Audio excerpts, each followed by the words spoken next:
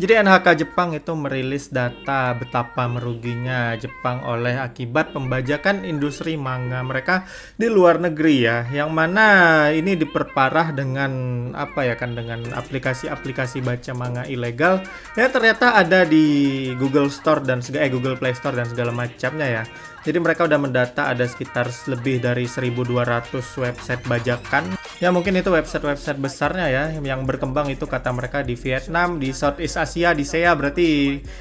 SEA lah Mentionet ya kan mungkin termasuk di Indonesia juga kali ya.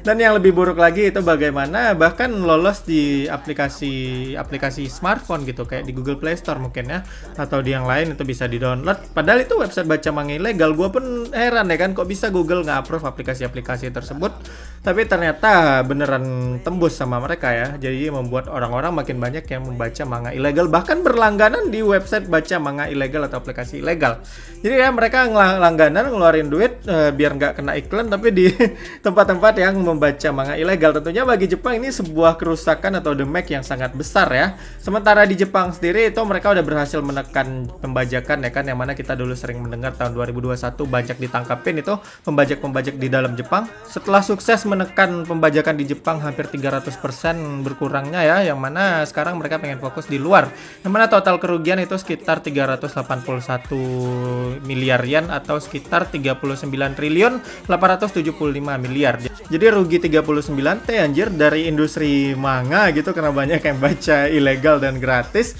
Tentunya ini masalah yang serius bagi Jepang ya kan itu harusnya jadi uang masuk ke kantong pemerintah mereka atau ke bagian industri mereka malah rugi mereka. Jadi saat ini mereka pengen berfokus untuk penanganan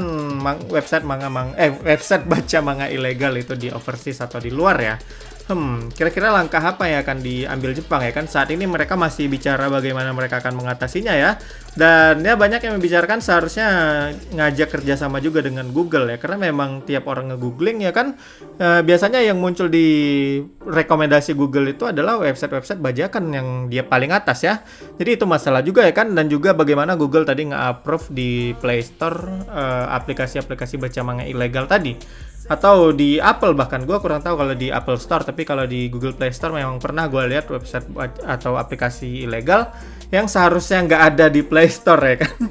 tapi ternyata bisa tembus dan Jepang mungkin perlu bikin aplikasi legal yang kualitasnya bagus dan cakupan manganya lengkap kali ya jadi orang nggak ngebajak lagi ya bisa pakai basis langganan gitu jadi bisa baca manga sepuasnya dengan membayar per bulan atau per tahun kayak nonton anime di Station lah gue rasa itu udah cukup bagus ya nanti ada juga disediakan manga-manga yang gratis ya kan ya kalau Jepang mau berbenah di situ bisalah mereka mengubah kerugian menjadi keuntungan ya seenggaknya mereka nggak akan terlalu rugi lah memang kalau pembajakan itu nggak akan bisa benar-benar dihentikan ya gue ragu bagaimanapun cara yang mereka lakukan kan karena Amerika sendiri udah dari dulu berurusan sama bajakan nggak kelar-kelar ya apalagi Jepang gitu